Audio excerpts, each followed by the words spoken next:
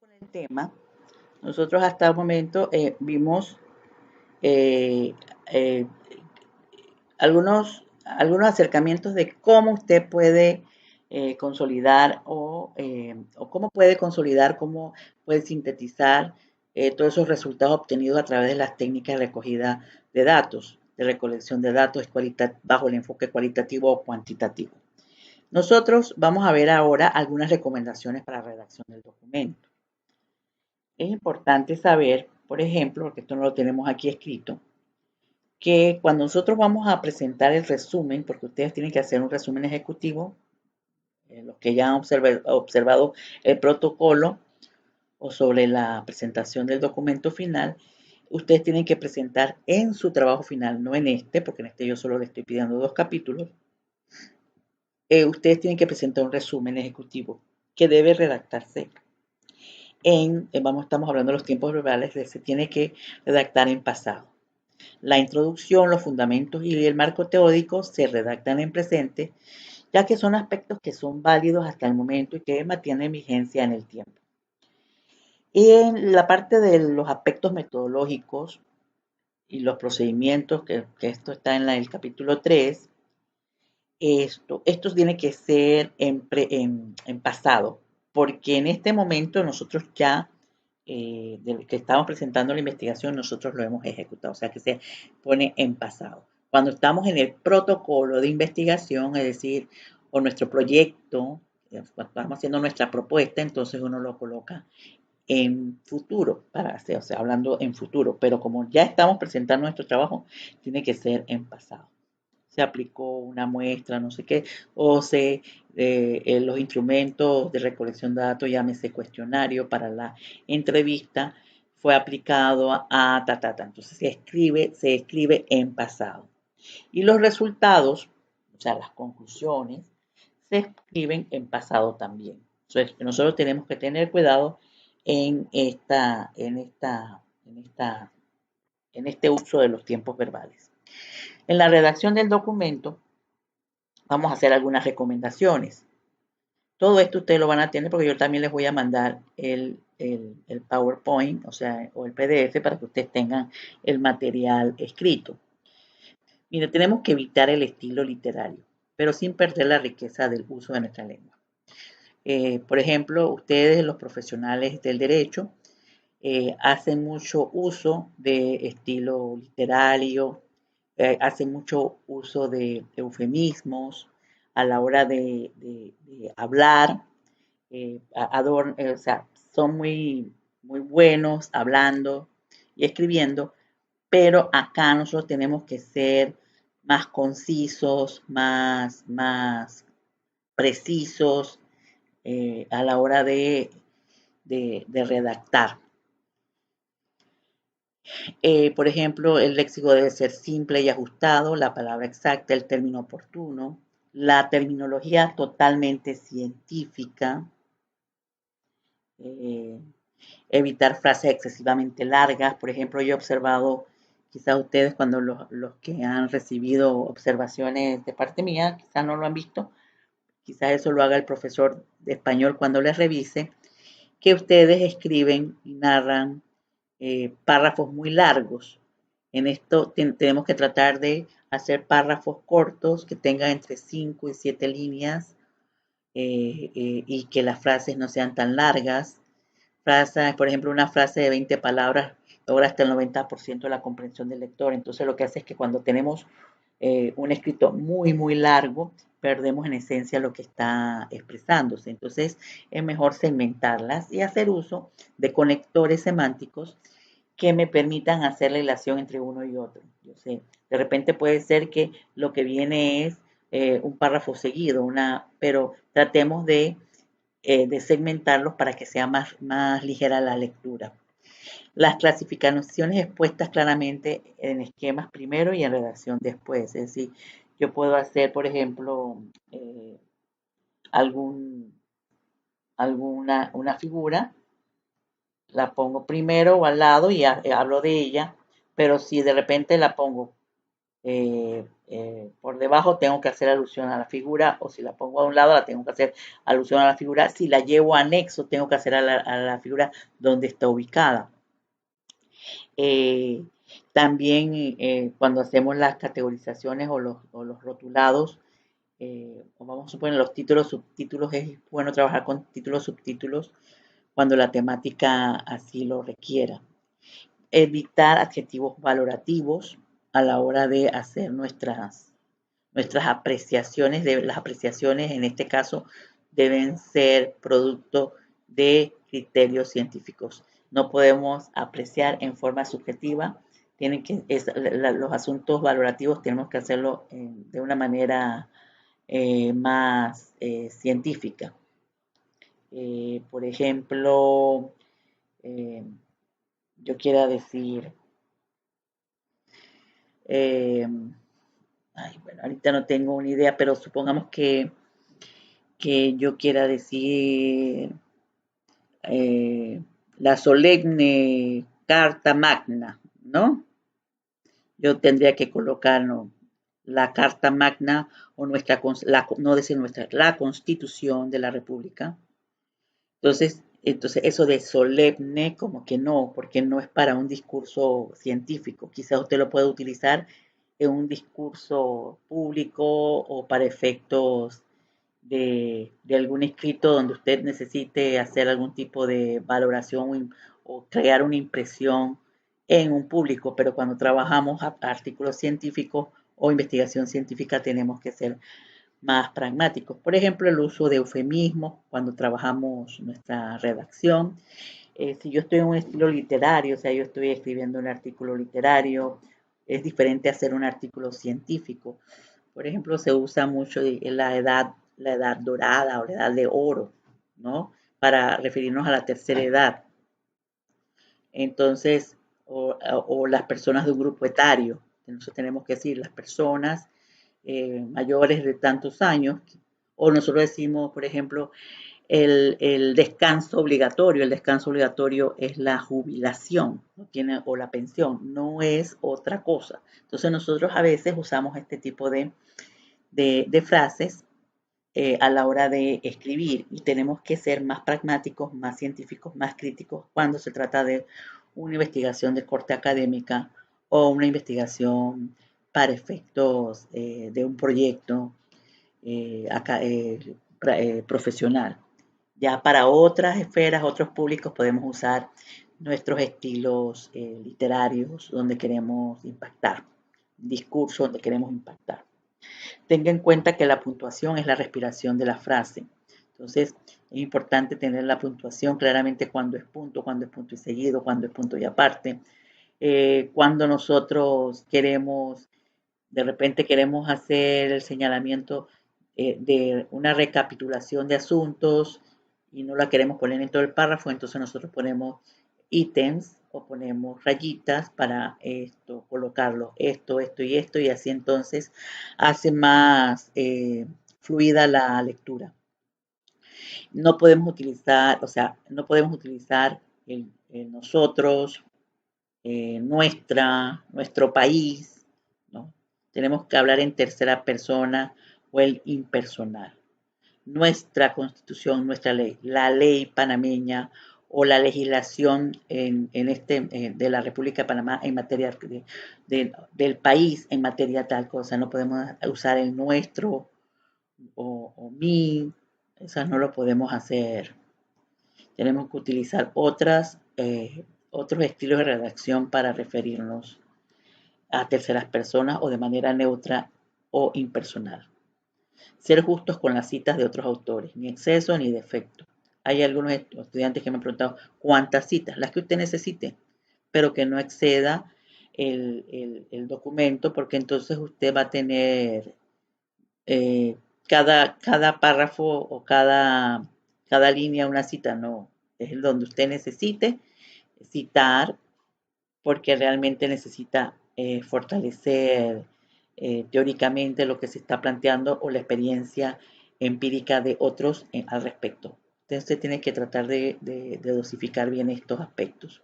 El uso de negrita para resaltar ideas o conceptos siempre es fundamental, usted puede usarlo. tampoco sin exceder. Se escribirá lo que se tenga que escribir, más vale siempre poco y bueno que mucho y malo. Poner títulos atractivos al artículo y a los capítulos, eso es bueno.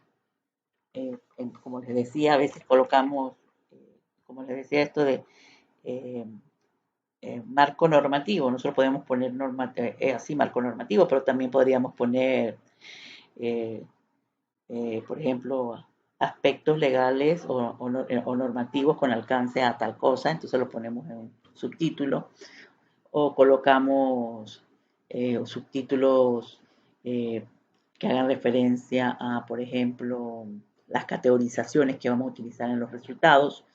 Eso permite llevar mejor la lectura. Escribir con claridad, escribir para expresar, no para impresionar, es decir, expresa y evidencia lo que está ocurriendo. En forma precisa, concisa, clara y dándole un tenor científico. Para la redacción hay que hacer un plan general, como les decía, aclararles antes de escribir el texto. Esto es lo que les hablaba cuando hacemos nuestro marco teórico. Es bueno tener antemano en ese aspectos normativos, esos aspectos institucionales, esos aspectos teóricos que vamos a abordar, usted quizás lo pueda hacer eh, eh, creando los temas y subtemas que va a desarrollar para que esa investigación posterior no sea tan aleatoria, sino que ella obedezca a esa necesidad y en la medida en que usted va abordando, usted puede hacer secciones o resumir secciones, incluso eliminar secciones en el caso de que no corresponda, ya usted vea que no corresponde con lo que usted quería analizar. Ustedes tienen un plan general, que es la base del trabajo, que es lo que exige en forma genérica la universidad para todas las maestrías profesionales. Pero nosotros le podemos dar los ajustes que requiere de acuerdo a nuestra investigación. Terminar una sección antes de comenzar a otra. O sea, a veces hay estudiantes que empiezan por la recogida de información y empiezan a tener los resultados y después van hacia adelante. Eso no debe ser, debe empezar desde el inicio en forma secuencial, puede saltarse de adelante hacia atrás, pero para eso tiene que previamente tener el paso anterior hecho, es para reforzarlo, no para iniciarlo. Entonces nosotros lo que tenemos que hacer es esto, revisar el trabajo por lo menos 2 veces o 3, usted y otros, destinar 2 o 5 horas semanales a la redacción, para que esto, recuerden que les decía que esto necesita disciplina, escribir en un ambiente tranquilo y de ser posible hacerlo en el mismo lugar.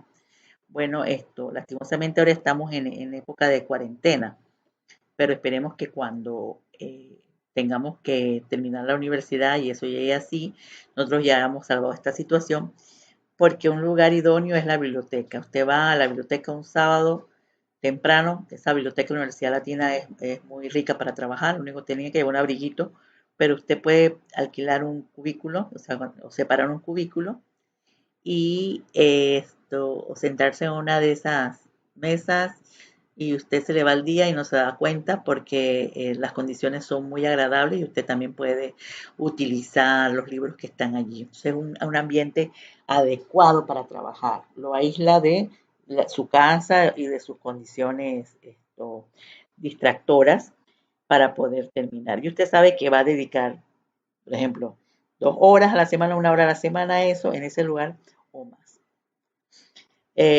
También les decía establecerse metas y plazos por sí mismo, es decir, hoy termino el marco teórico. Hoy voy a analizar los resultados de las entrevistas. O sea, ¿por qué? Porque si no lo hacemos así, dilatamos en el tiempo. También tratar de empezar a redactar o empezar por las partes que usted conozca más y luego va adentrando en las más difíciles. Luego usted todo lo que usted vaya avanzando se lo puede mostrar a colegas o a profesores o a personas que usted considere que son conocedores de la temática y que le permitan a usted reflexionar sobre lo que usted está avanzando en su proceso de investigación. Miren, aquí tenemos un cuadro comparativo entre el estilo literario y el estilo científico. El estilo científico es informativo y persuasivo.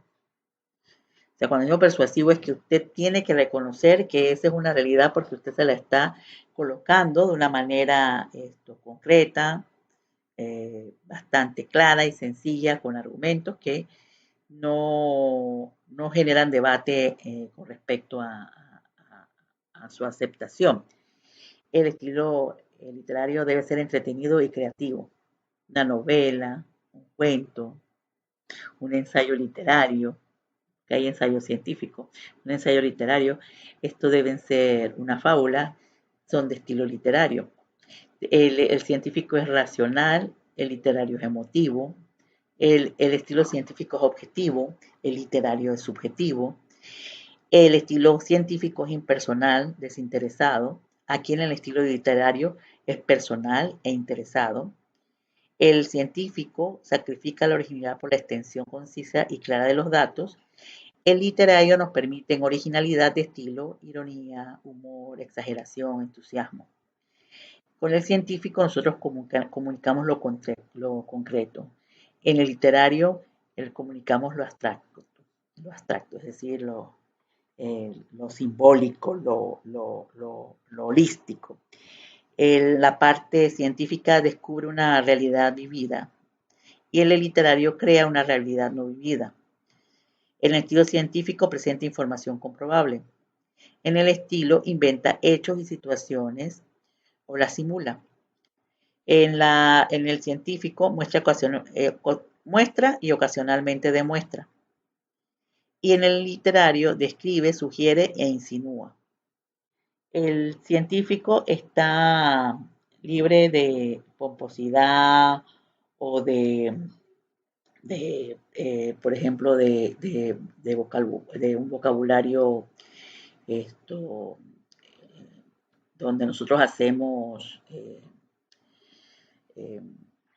eufemismos o hacemos alusiones figurativas. No, acá está libre de todo eso. Acá puede oscurecer el mensaje para crear ecos subconscientes. Es decir, que promueve la interpretabilidad utilizando la riqueza que tiene el idioma, y las palabras o las frases idiomáticas para poder llevarnos a esa interpretación. En cambio, el científico es transparente y es conciso, no es ambiguo. En el estilo científico va directamente al grano, en el literario permite rodeos y extensiones, no ofrece predilecciones personales o emocionales. En cambio, en el literario cambia el punto de vista hacia los personajes o emociones del autor, distingue hechos, datos de opiniones, y el literario puede mezclar hechos con opiniones o percepciones, evita el diálogo invita al diálogo y a la discusión, invita a la introspección, usa términos y formas convencionales y prefiere lo arbitrario, sigue un orden preestablecido el científico y el literario no tiene orden, porque lo que yo puedo estar en el presente y luego hablar del pasado o del pasado y saltar al presente en los mismos párrafos, en la misma secuencia. Obedece al concepto lineal del tiempo y el espacio. Acá no respeta el espacio temporal. En el científico se explican los conceptos difíciles y en el literario la abstracción de su explicación se la deja a cargo del lector. A través del estilo científico se enseña, se da directrices, se adiestra, y en el literario lo que buscamos es complacer el ánimo y los sentidos, buscamos el deleite. Para aumentar la calidad de la reacción tenemos que tener a mano un buen diccionario, elaborar los principales ítems o subpuntos en cualquier orden si es holística y en etapas sucesivas si es secuencialista. Escribir cuando se le pasa lo que se le pasa por la cabeza. Es decir, nosotros podemos empezar a escribir y después hay varios estilos. El que es sucio y rápido y el que es limpio y lento. Entonces, dependiendo de su estilo, si yo soy sucia y rápida, entonces empiezo a escribir y todo lo escribo y después entonces le doy un orden, lo puedo cambiar las secuencias y después puedo organizar y categorizar, después puedo corregir aquellos errores en el uso de los tiempos verbales y, y otros que sí son más lentos, es decir, que van redactando y van con una secuencia más clara y van corrigiendo en la medida en que van redactando. Dependiendo de su estilo, no importa, usted hágalo, pero después entonces le da la estructura que se requiere. Es importante que nosotros tengamos claro los problemas o sea, tener mucho cuidado con la ortografía y la gramática. Sin embargo, a ustedes se les exige que esto sea revisado por un profesor de español que debe dar fe que hizo la revisión. Aunque lo que tenemos que tratar es de hacerlo mejor desde el inicio y ya que el profesor entre o la profesora entre en aquellos aspectos pues que se nos salen nuestras manos en el manejo del idioma. La redacción de los últimos pasos, usted lea la totalidad del borrador tan rápidamente como pueda, preferiblemente en voz alta y a un colega. Cuando tropiece con algo que no le guste, márquelo y siga adelante. Si los párrafos le parecen inconexos, anote alguna transición. O sea, si usted pasa de un párrafo a otro y siente que hubo un corte drástico, entonces señálelo para después entonces ver si buscamos algún párrafo conector o buscamos una relación entre un párrafo y otro. Y el primer borrador no es más que un instrumento de trabajo. Usted después lo va a ir mejorando. Presentada también es importante que nosotros pasemos a otras personas la lectura de nuestro trabajo para que también nos hagan observaciones. Y esas personas deben ser personas que para su concepto conozcan de la temática, pero que también tengan la posibilidad, usted tenga la confianza de que le va a aportar a su documento y que su crítica va a ser sustantiva. Es decir, su crítica es para aportar. En la redacción de resultados se presentan los hallazgos más importantes y pertinentes en un orden lógico o categorías. Mencionamos todos los hallazgos relevantes. Usamos los medios de presentación más adecuados, tablas, gráficos, etc. Cuando presentamos cuadros y gráficos o tablas y gráficas o imágenes y hacemos una descripción de ellas, tenemos que tener claro que si nosotros colocamos que el tiempo de respuesta en los procesos ordinarios de tanto, tal como lo presenta el siguiente cuadro, usted tiene que poner, si usted y a otros a que le revisen que el número que está colocando allí se corresponde con el que dice la tabla, porque a veces tenemos esos errores. O decimos la tabla tal, denominada tal, y cuando vamos a ver la tabla 3 que estamos hablando, no es la tabla 3 que estamos presentando, sino que nos equivocamos y pusimos otra tabla. Eso es importante. Y lo mismo cuando hacemos apreciaciones a numerales de las normas o hablamos de una norma y su fecha, eso también es objeto de revisión, porque a veces también en este proceso investigativo estamos copiamos aquí, pegamos allá, redactamos aquí, traemos información y entonces estoy haciendo alusión a una norma y estoy hablando de otra. Entonces es importante que también tengan claridad a la hora de revisar esos aspectos. Describir los hallazgos y su análisis con detalle suficiente como para justificar las conclusiones. O sea, mis conclusiones deben obedecer a la evidencia empírica que recogí o que accedí a través de ese proceso de investigación, a través de técnicas cualitativas y cuantitativas. Todo eso debe estar constatado en mis resultados para poder llegar a una conclusión. Para esa redacción de las conclusiones es Dorantes, él es un psicólogo ya difunto que tiene un libro de cómo presentar tus trabajos de investigación. ese libro lo tiene la Universidad Latina. Este autor nos dice que nosotros tenemos que hacernos preguntas para redactar las conclusiones. Por ejemplo, ¿qué pasó con el problema de investigación o el objeto de investigación? Obtuvimos los resultados, ¿qué resultados obtuvimos y en qué medida se completaron esos objetivos? Llegamos a responder el objetivo 1, 2, 3 o las preguntas 1, 2, 3 de investigación y en qué medida. Eh, si el marco fue suficiente, si requiere actualizarlo, cómo se obtuvo el marco de referencia, fue suficiente, insuficiente, si existe referencia sustantiva al respecto, eh, qué pasó con los sujetos, contestaron honestamente, se tomaron el tiempo de contestar, la muestra fue suficiente, el tipo de selección fue adecuado, qué pasó con los instrumentos, habrá que mejorarlos, es válido y confiable lo que nos dijeron o lo que tenemos con respecto a ese instrumento, qué pasó con las preguntas de investigación, los supuestos de investigación, se comprobaron o se rechazaron en el análisis, no se pudo detectar suficiente evidencia o que se requiera mayor concreción en ese proceso de investigación a futuro, qué significa lo encontrado, cuáles son las sugerencias, recomendaciones y propuestas a seguir.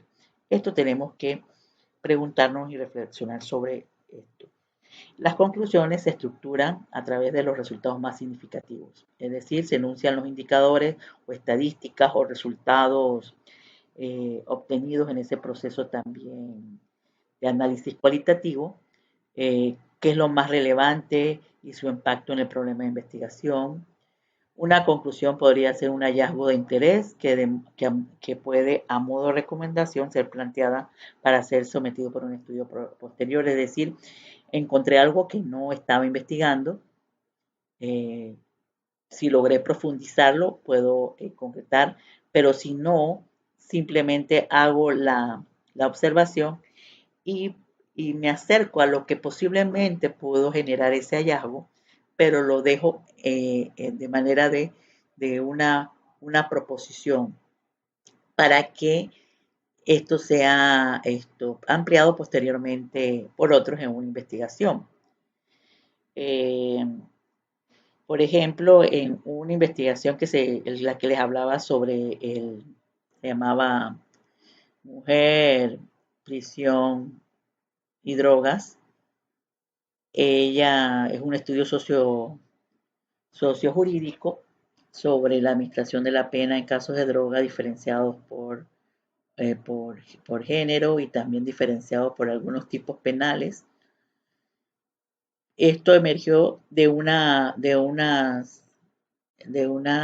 conclusiones que hicieron unas antropólogas en un estudio cualitativo en la cárcel de mujeres, donde en las entrevistas y en las relaciones grupales, estas detenidas manifestaban que a ellas les daban penas mayores que a los hombres en materia de drogas y que ellas no eran igualmente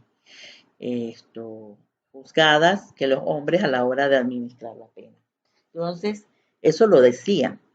Entonces, eso es un resultado de lo que consistentemente planteaban las detenidas. Entonces, posteriormente se puede poner una conclusión, pero no se puede aseverar en esa investigación. Entonces, eso da pie o oportunidad para que se haga una investigación de tipo cuantitativa para determinar realmente, y cualitativa también, para determinar realmente de forma focalizada si realmente hay alguna diferenciación a la hora de decidir los umbrales en la administración de la pena en materia de drogas para hombres y mujeres. Si ese diferencial, si no hay diferencial, pero sí hay diferencial, no hay diferencial entre hombre y mujer, pero sí hay diferencial con respecto a otros tipos penales. Entonces, esas cosas se tienen que hacer en forma muy, muy científica antes de asegurarse. Entonces, si yo observo eso en una investigación, si yo dentro de mi investigación no lo he comprobado, no puedo asegurarlo. Puedo decir que se manifiestan tales y tales asuntos, más no sea, más se requiere de una investigación empírica que permita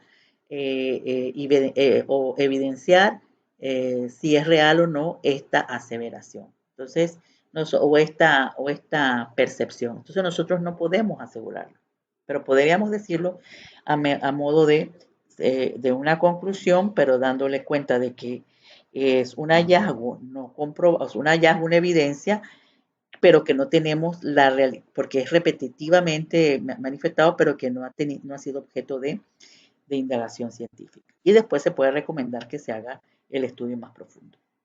Las conclusiones deben prevenir únicamente las reflexiones, análisis y relaciones efectuadas en el transcurso de la investigación. Las conclusiones son el resultado de las acciones directas de la investigación de campo y documental.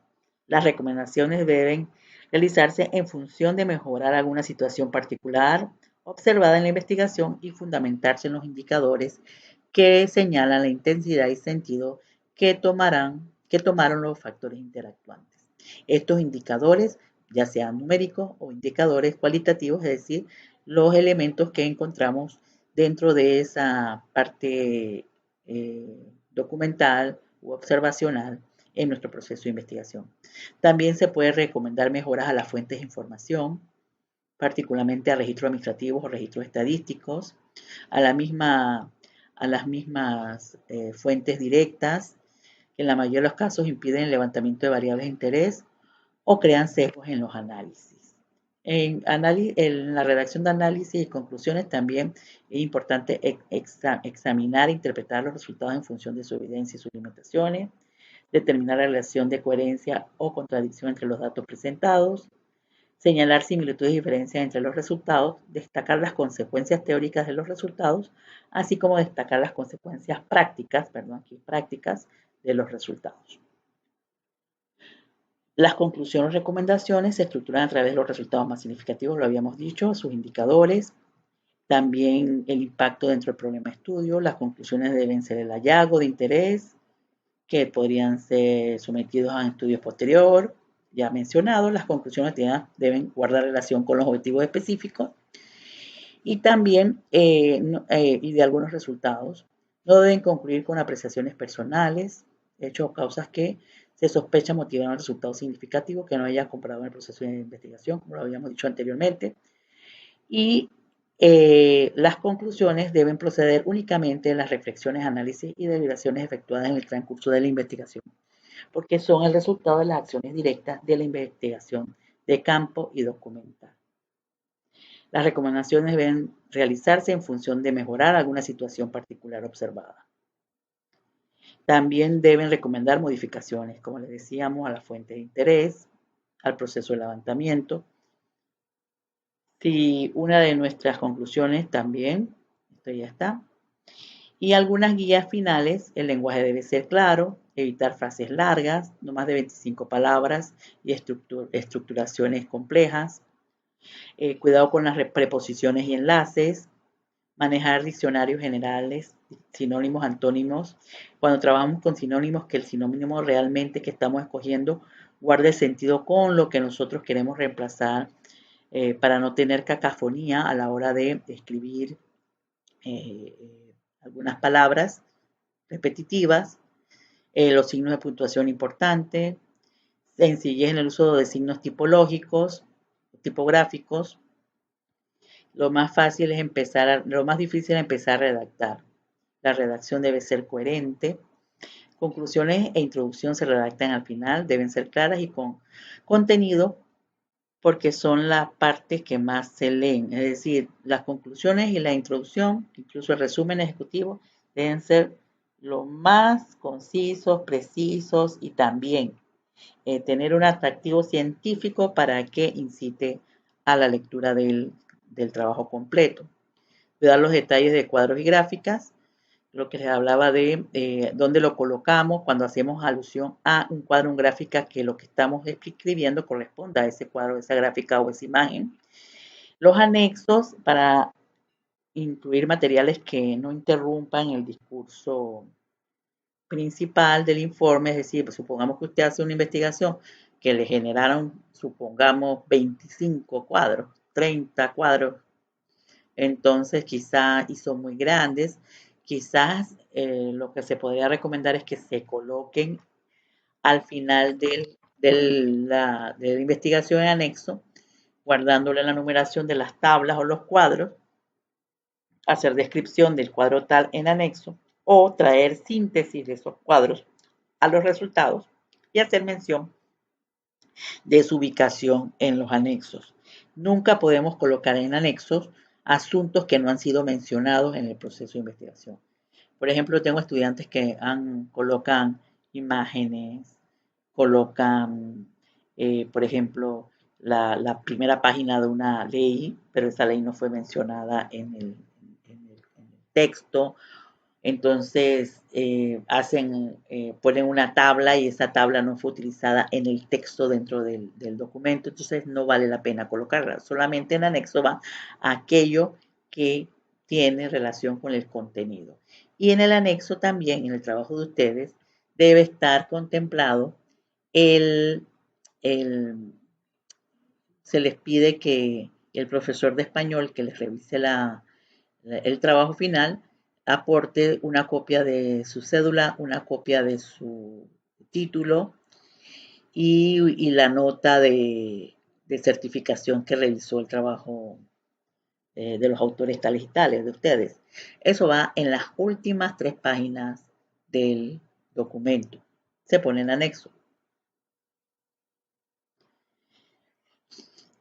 Por ejemplo, en la revisión del borrador, usted siempre diga, es fácil de leer y comprender, quedan claros los puntos clave, faltan algunos de ellos, hay redundancias que eliminar, los cuadros gráficos son correctos, el estilo de ser conciso sin perder detalles relevantes, las citas en los textos y las que tienen, revisar todas esas citas que ustedes tienen, porque también todo lo que se cite debe ir en la bibliografía, en las referencias bibliográficas. Realizar segunda revisión y tercera revisión para que por usted o por terceros, para que ellos les puedan aportar si comprenden o no lo que allí se está plasmando. Lo importante es que seamos muy objetivos en lo que colocamos. Entonces, sobre el proyecto final, yo les proporciono a usted un documento Word que se llama sobre las normas de presentación. Esto se los hago, puedo ser yo o otro profesor que le lleve el proyecto final. Pero esto les ayuda mucho porque yo lo que hago aquí es traerle lo que corresponde a las maestrías profesionales. Cuando usted tiene que hacer trabajo final, porque podría ser que no hace un trabajo final, sino que hace una pasantía, pero esa pasantía requiere un documento que muestre los resultados de su práctica profesional. También lleva un contenido específico. El mismo profesor que lleva el proyecto final lleva la pasantía. Entonces, pero el estudiante en la pasantía sí tiene que acceder al lugar donde va a practicar. Necesariamente debe ser distinto al lugar de trabajo. Si es en un mismo lugar de trabajo, puede ser en otra área, pero no en el área donde trabaja. El trabajo debe estar presentado en 8,5 por 11, tamaño carta, e impreso en papel de algodón de 20 libras. Los márgenes son 3 centímetros arriba, abajo y a la derecha. Al izquierdo. Arriba, abajo y a la derecha 2,54 centímetros. La letra debe ser Arial 12 para la universidad, pero ustedes cuando leen APA usa Time New Roman, pero en este caso la universidad solo utiliza de APA las bibliografías y las citas bibliográficas, lo reglamentado allí. La alineación del cuerpo debe estar justificado con interlineado doble. Todo el trabajo debe tener un índice general, un índice de tablas, un índice de figuras, en el caso de que tenga muchas tablas y muchas figuras. El índice general debe estar, ahora se los voy a presentar. Usted debe trabajar capítulo 1, fundamentación. Esto es una hoja aparte. Y luego empieza con 1.1, el capítulo y luego en secuencia. Capítulo 2, marco teórico, y luego 2.1, 2.2, los puntos deben estar en esta forma. La numeración deberá iniciar en la primera hoja del trabajo escrito, o sea, cuando empezamos a ver la secuencia, y la ubicación del número debe estar en la parte superior derecha, margen superior derecho. La numeración de las páginas principales, incluyendo el índice de tablas, figuras, dedicatorias, deben ir en números romanos y desde la introducción en adelante debe ir en números arábigos.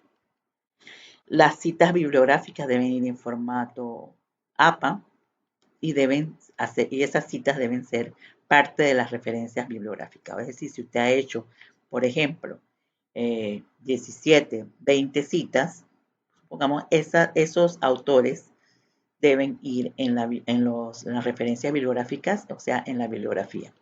El empastado es color azul o impresa con letras doradas. Generalmente los estudiantes acceden a el local que está al lado del subway, que está cercano a la parada de la Latina, que allí ya usted dice que es de la Latina y que es de maestría, ellos ya saben todas las reglas que tienen que seguir. En el lomo debe ir el nombre o en los nombres de los estudiantes, recuerden que es en pareja o individual, el tema y el año. Dentro del documento debe ir la declaración jurada en la tercera página del trabajo. Esa se proporciona en el protocolo o el profesor facilitador del proyecto final también se lo proporciona. La carta del profesor de español en el anexo al final del documento, es decir, las 3 últimas páginas. Carta del profesor, certificado de licenciado en humanidades con énfasis en lengua española y la parte de su cédula. Si el profesor es de la Universidad Latina, no requerimos nada más que la nota. Toda imagen gráfica que usted haya hecho a color debe ir en color en el documento. Hay 2 formularios, hay 2 pasisalvos que tienen que sacar el mismo día, porque nada más tiene vigencia un día. Cuando entrega el proyecto, tiene que ser el pasisalvo de cuentas por pagar y pasisalvo de biblioteca. Eso se hace el día que entrega el documento. Hay un formulario de entrega que firma el profesor de español, firma la docente facilitadora y usted tiene que firmar. Es uno por estudiante, aunque lo hagan en pareja. El trabajo final debe ir acompañado de un CD con el resumen ejecutivo, que debe estar en 3 páginas, ese resumen en formato PDF, y usted tiene cerca de 15 días para entregar el informe final después que haya presentado, aquí dice el último día de clase, pero realmente es cuando ya le ha presentado al docente. Hay docentes que terminan el mismo día y otros que les pueden dar una holgura de 2 o 3 semanas para que usted culmine todo este proceso y pueda entonces entregar. El formato, el contenido temático es el siguiente. Este es la parte capitular. En la introducción va la portada, eso también está establecido en el reglamento, la dedicatoria, los agradecimientos, uno por cada estudiante si es pareja, la declaración jurada, donde usted dice que lo que usted está plasmando en el documento es de su autoría, el índice de tablas e ilustraciones, el índice de cuadros y gráficos, la introducción y el resumen ejecutivo. A partir de la introducción se enumera en forma arábiga. Después tenemos los capítulos. Esto es lo que como plan general tiene la Latina para las maestrías profesionales, que si se dan cuenta es lo que nosotros hemos venido observando en estas clases que hemos dado, que nosotros les presentamos hasta el marco teórico. Yo lo que hice fue ampliarle esto de bases teóricas porque está muy genérico para que usted pudiera saber a qué nos referíamos con bases teóricas, que realmente son las teorías, conceptos y marcos y otros marcos como el histórico o el marco normativo institucional de acuerdo a el contexto de su investigación. Luego vienen los aspectos metodológicos y la presentación de análisis de resultados, que tienen estos 3 puntos. Y luego viene lo medular, que es la propuesta. La propuesta está concebida para todas las maestrías académicas. Por eso que ustedes no se preocupen por los capitulares que están aquí. Esto puede variar de acuerdo a la maestría. Si yo tengo una maestría, por ejemplo, yo tuve maestría en gestión pública, habían unos que podían completar esto, hay otros que tenían otro tipo, terminaban con estrategias, así que el último capítulo se llamaban estrategias para el mejoramiento de tal asunto, o se podían llamar guías de actuación en tal cosa, o el procedimiento tal, o propuestas para los perfiles de cargo de tal asunto. Entonces le podríamos poner el nombre de lo que es la propuesta y esto podría variar de acuerdo a la temática de investigación. En la parte de las conclusiones, recomendaciones, aquí hay recomendaciones de la propuesta y recomendaciones. Yo siempre le digo a mis estudiantes que pongamos una u otra, no las dos. Generalmente mis recomendaciones y mis recomendaciones para propuestas son las mismas. Entonces nosotros después venimos la bibliografía, los anexos y si usted puede observar, aquí yo también le anexo la forma en que se presenta la carátula, pero esto ya lo saben los que hacen la imprenta allá abajo cercanos al, al subway o la parada. Este color ha variado un poquito, es un azul, hay un azul un poquito más quemado. Ellos tienen el color permitido por la latina. También puede observarlo ahí en las bibliotecas. Este es el CD, en ese lugar también se lo rotulan, pero usted también puede comprar de esos que tienen carátulas duras y ahí usted puede también colocarle en forma ya más artesanal la forma de identificación del CD. Este es el formulario que les decía que firma el profesor y en esta parte debe poner el profesor de español su nombre y la firma. Aquí firma el estudiante y la fecha de entrega y el que recibe allá abajo en registros académicos. Aquí se llena uno por estudiante, aunque hayan hecho esto en pareja. Se pone la sede central. El título aquí dice que a máquina escribir, pero eso ya no se estila, así que usted lo hace en letra imprenta clara, el nombre del proyecto, el título del proyecto, su nombre y la carrera. Uno por estudiante. Esto es como lo que da fe que usted está entregando su trabajo empastado en caso de que haya algún tipo de pérdida, usted lo tiene. Y el reglamento, también yo se los proporcioné. Este es el reglamento que en su página, creo que la página 18, en la página 18 habla sobre la maestría profesional y sobre la pasantía. Como solamente he tenido experiencia con una pasantía, yo pude desarrollar el documento que debe llenar quien hace pasantía.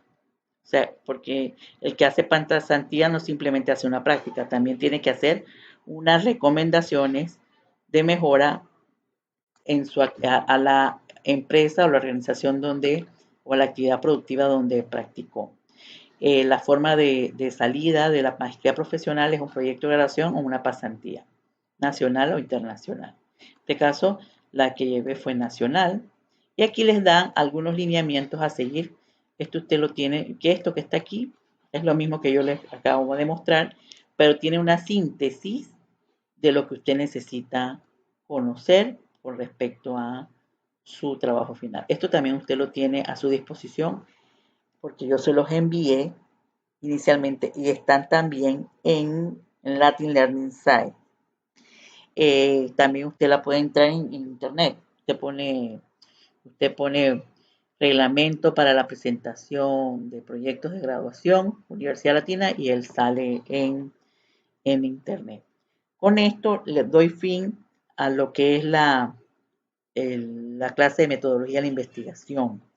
Ya cuando les toque el proyecto final, el profesor, ya sea mi persona u otra persona, otro profesor que le designe, le tiene que dar los parámetros a seguir y les recuerda todo esto que les he esbozado ahorita mismo. También lo importante es que ustedes ya llevan adelantados 2 capítulos que ustedes pueden mejorar en su proceso. En el evento de que usted decida hacer otra investigación, también ya tiene el proceso, ha vivido el proceso de levantamiento del capítulo 1 y 2 y va a tener la oportunidad de perfeccionar, ya sea el que comenzó o el que usted ha tenido como tema nuevo.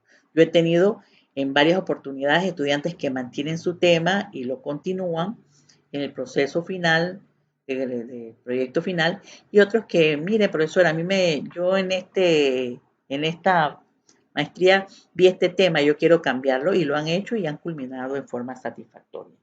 Aquí lo importante es que usted tenga las herramientas para poder concebir su proyecto de investigación.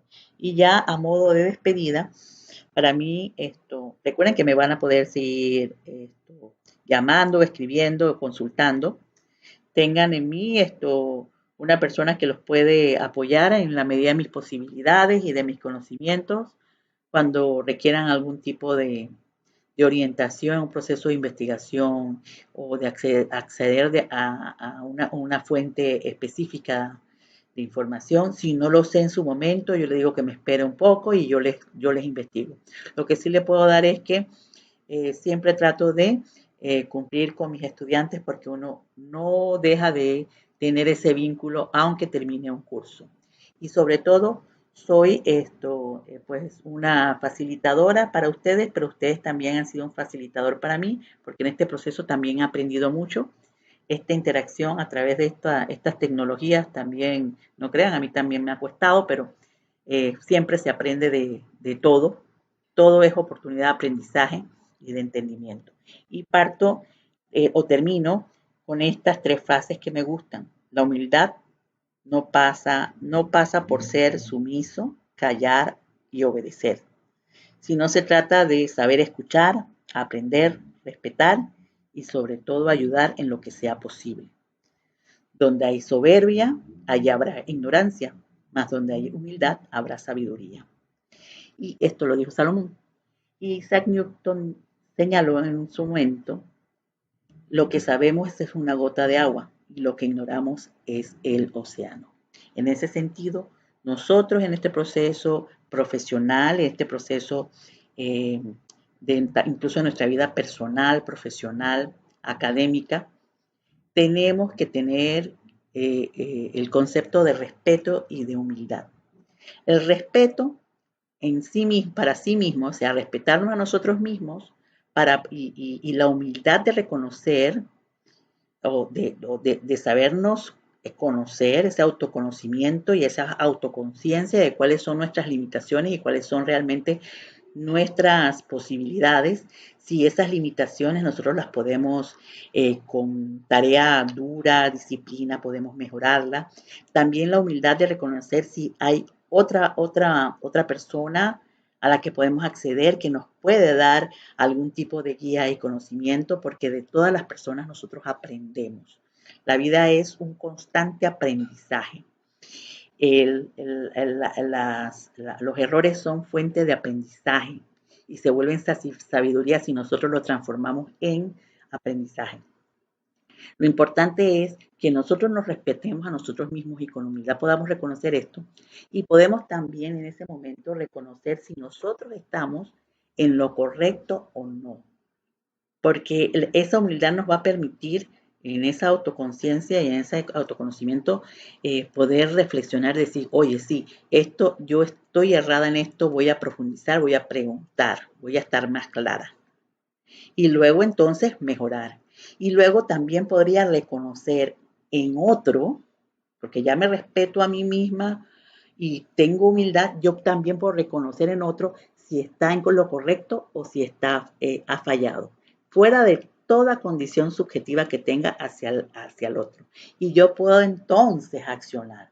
Si yo me respeto a mí misma, puedo respetar a los demás y puedo responsabilizarme sobre mis actuaciones y sobre mis precondiciones cognitivas con respecto a un aspecto u otro. Entonces eso me hace una mejor persona. El reconocer que en mi humildad o en mi humanidad soy vulnerable y que no soy perfecta y que puedo ir mejorando en el tiempo, respetando a todos y a todas en su actuación y poder entonces aportar, porque realmente es exitoso aquel que puede aportar a los demás lo poquito o lo mucho que tenga, ya sea en conocimiento o facilitándole en un momento determinado lo que requiera para poder también resolver alguna situación determinada.